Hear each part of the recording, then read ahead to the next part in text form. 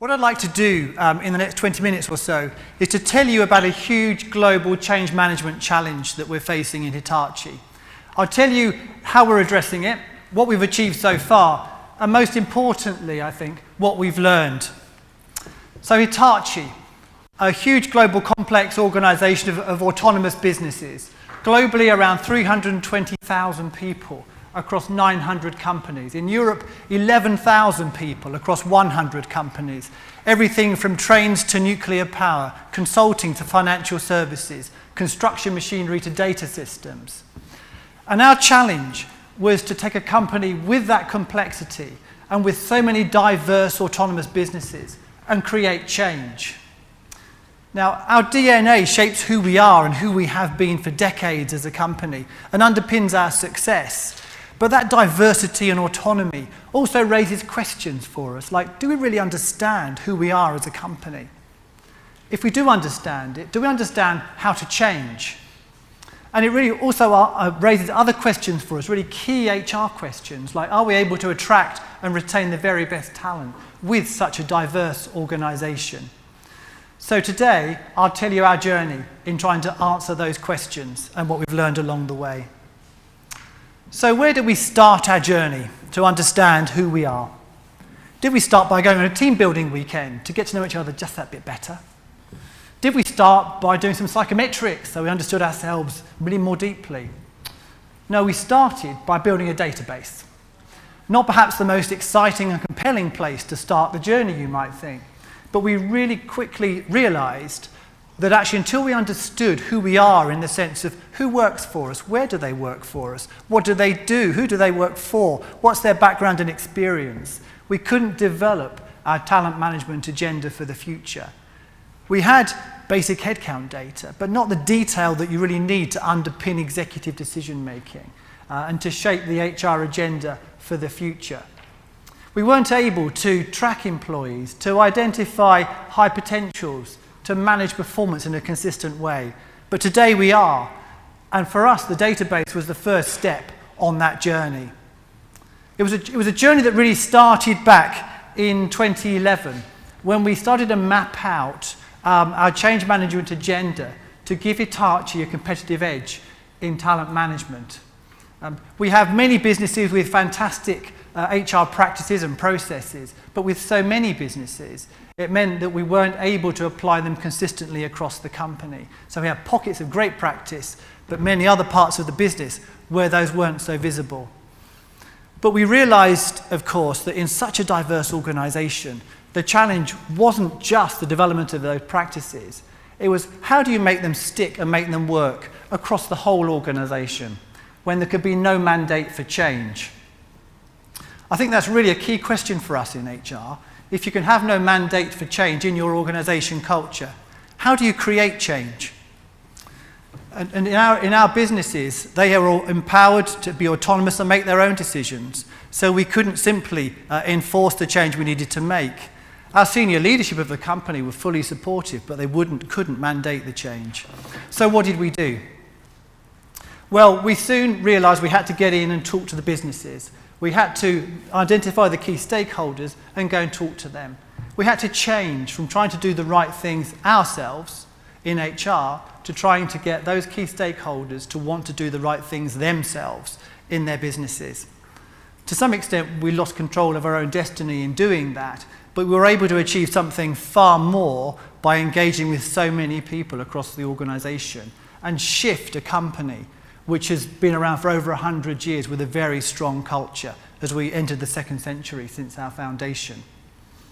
We've all seen, haven't we, great HR practices which are developed and are just best practice and should be used, but they're not because they're not embedded into the organization.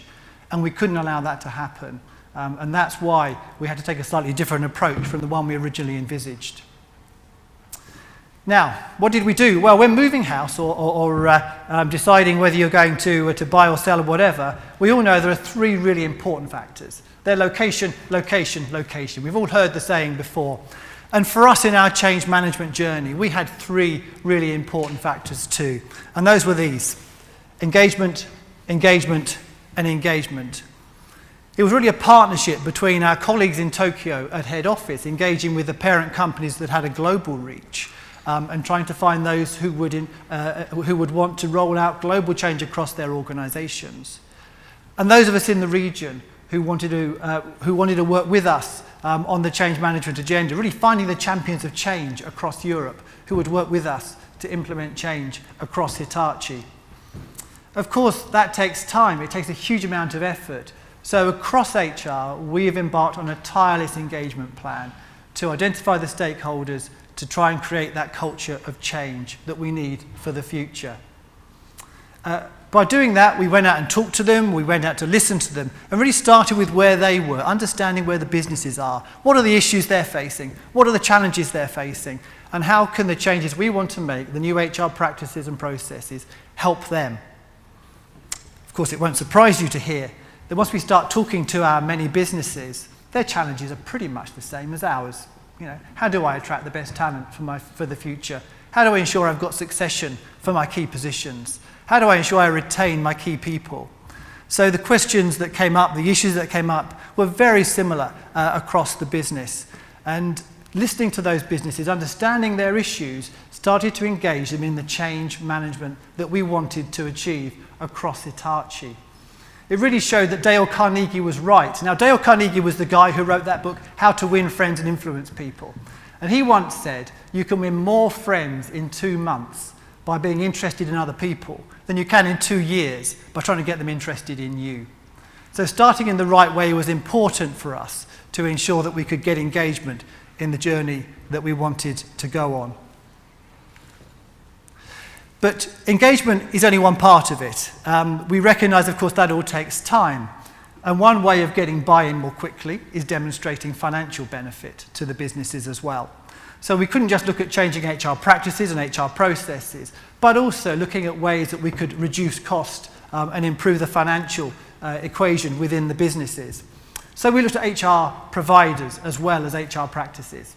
Now, Hitachi, many companies, we've very often gone to the market to buy employee benefits, as many companies. Again, it won't surprise you to hear, you do that, you pay more than if you can leverage the economies of scale across the organisation. So we went to the market to buy employee benefits collectively. We managed to agree a model for employee benefits with the many companies and work collectively. In doing that, we reduced cost. In doing that also, we found that the businesses recognised there were other areas they may want to work with us that went beyond the financial savings and got them more involved in areas where perhaps there wasn't such a clear return on the investment for the time and effort they were spending on the change journey with us. We also recognised that we couldn't introduce change at the same speed in every company.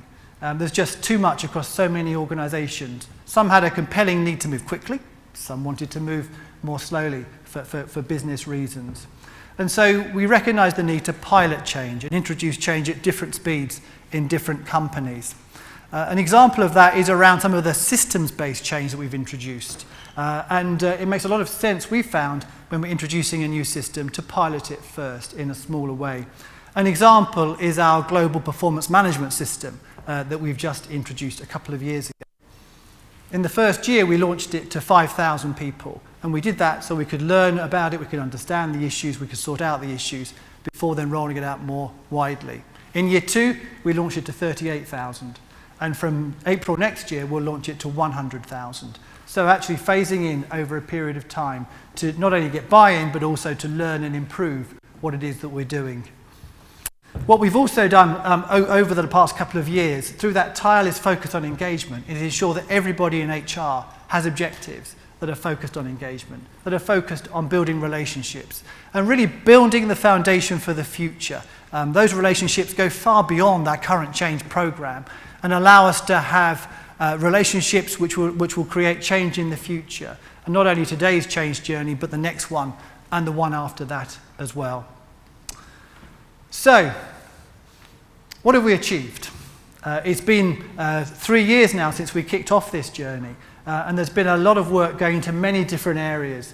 I've already talked about the database that we started with. Well, today we have 250,000 people in the database.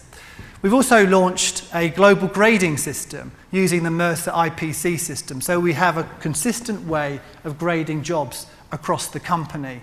So we can actually allow our staff for the first time to understand how the size of their role compares with the size of a role in a different company and identify whether that could be a good move for them if they wanted to look at moving across to a different business. It also means, of course, we can develop development routes through the business more easily because we have a consistent approach. So the job grading now has 50,000 jobs that have been graded, and that's about 90% of our management population. I mentioned the performance management system, so we now have global objectives which cascade down through the organisation, down to the individual level. So individuals within our business can actually see how their objectives and their focus links to the corporate approach overall. And for the first time, we can measure performance in a consistent way across the organisation. Last year, we launched our careers site, a Hitachi careers site. Before that, it was very difficult for anybody to find a job in Hitachi. That you could Google Hitachi jobs and you'd find a whole range of different websites, and some of them weren't on websites at all. Now, if somebody Googles Hitachi jobs in Europe, you come through to our website where we've got 18 companies currently advertising their jobs, giving details of their profiles, testimonies from individuals working in those companies now about what it's like to work for Hitachi. So it's a fantastic tool for us, not only for external candidates, of course, but also for our internal candidates, so people can start to see what else is available and gives us a better chance of moving talent around the organisation. Of course, it also helps us to define that elusive employer brand, which is so hard for us to do across such a diverse company. Part of understanding who we are, I think, is also understanding how we're perceived by our staff. So last year, for the first time, we launched a global employee survey. It's all web-based. It's a fantastic tool. And in the first year, we had 140,000 people participate, which is around about a 75% participation rate. This year, the hot off the press news is we've just run it again. And this year, we had 152,000 people participate, which is about a 78% participation rate. And we compare our results not just with ourselves, but with an external benchmark as well. So we understand not only how we're doing and comparing one company within Hitachi with another and with the overall picture, but also comparing ourselves with other companies across a range of industries to understand how we sit in a more global context. And finally, the employee benefits that I mentioned, working together to drive out costs. So far, we've saved about $1 million on an annual basis. That's very much work in progress, and the saving there will increase as time goes on. So it's a very simple way to get buy-in and to save money. But I think we all have a story to tell, don't we? And any of you can stand up here and tell your story too. And when we share our stories, I think it's also really important we share our learning. And I'd like to share with you now 10 really practical learning points that we've gained through our change journey and what it's taught us so far. And then I've got one or two other comments, and I welcome your questions and your thoughts and views afterwards. So our first learning point was really what I said already. Engagement, engagement, engagement. Identify the key people that can make change happen and make it stick. It's been called many different things. John Cotter, in his book, Leading Change, calls it creating the guiding coalition. Get the people on board that can make change happen. For us, that was crucial. Secondly, consider every possible way to get buy-in. You know, sometimes we like to take, maybe our preferred approaches are in our comfort zone, but actually we have to look at every possible way to get buy-in. Building relationships, running meetings, workshops, different sort of communication networks, piloting change, and so on. The list is endless, and we need to focus on them all. Third challenge and piece of learning for us, really, is being able to answer the question, what's in it for me? So many times I've heard HR people say, well, it's the right thing to do, isn't it? Well, that may be true, but when talking to a business leader, I think we should challenge ourselves to say, how can we put that into a business language and really explain what's in it for them? So there's a compelling reason for them to join us, not just because we feel it's the right thing to do. Fourth learning for us is we need to focus our HR resources on the key people and the key influencers. And what I mean there is we've got so many businesses of different scales, and we found that the small companies could take as much or more time and resources to get brought into this as the big players. of course it means the return once they are involved is lower. And so our need was to focus on the bigger players. We couldn't treat everybody in exactly the same way.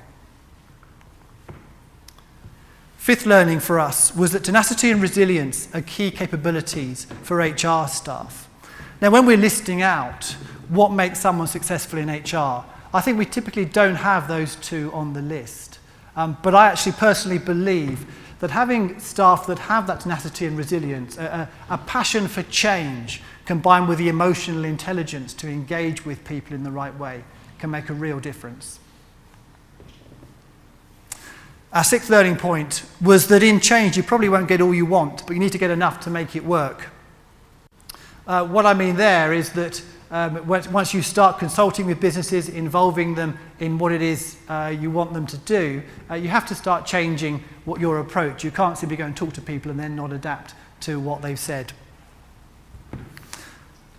Our next learning was create momentum and don't lose it. Initially, we thought, well, okay, let's get people on board, let's get everybody lined up, and then we move forward. Actually, we learned you can't do that. You've got to get moving. You've got to create quick wins and then learn from those quick wins and use that to create more change in the future. Our eighth learning was HR can never communicate too much. You know, how many of you have ever run an employee survey when your employees say they have enough communication? It's never happened to me. Our staff always say we want more communication. And I think sometimes in HR, we can be tempted to think, well, we understand it. We've told them once, haven't we? Didn't we send an email? And assume that's enough. And we've certainly learned it isn't. Communication is something we can never do too much of. And I think in HR, we need to keep reminding ourselves of that. The next learning is a quote from that great movie, Jerry Maguire, starring Tom Cruise. Show me the money. You know, when we talk to business leaders, they talk money all the time. Then we go along and talk about something far less tangible, far harder to quantify. So I think we have to remember that we need to talk the same language. And we need to think about what is the financial benefit and quantify what we're doing as far as we can. And finally, I'd like to suggest to you that until you know who you are, you can't change. Or at least it's harder to do so. I think when starting a journey, you need to understand where you're starting from if you're going to arrive at where you want to be. Now, these many changes we've talked about are really making some progress and are getting embedded in our organisation and are becoming business as usual, which of course is where they need to be. And they're generating financial benefit, which is fantastic. Some of them are much easier to quantify in terms of showing me the money, reducing recruitment costs, reducing benefit costs. Others are more intangible, and we're still wrestling with, well, actually, how do you measure attraction, retention, and so on? So these are tough areas that we still need to address in the coming years, and would welcome your comments on those. But before I finish, I'd like to leave with you one quote I came across recently, which really answers the question, why have a tireless passion for change in HR? Why should we spend our time doing something which is probably one of the toughest things we can do? We know how much time it can take, how much it can drain our resources, and how much focus it needs if it's going to be successful. And the quote I came across was by Stephen Covey, who of course wrote that wonderful book, The 7 Habits of Highly Effective People. And he said this. Stephen Covey wrote, live, love, laugh, and leave a legacy.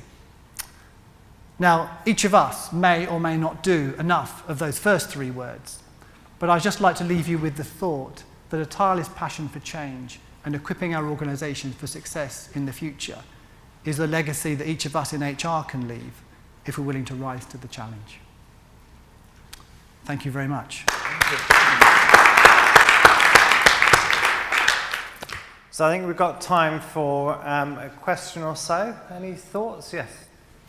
I've got a question about the pull that you got from the organization, because you went out to ask people. Yeah. You asked business leaders, what do they need? My question is more. I'll speak up.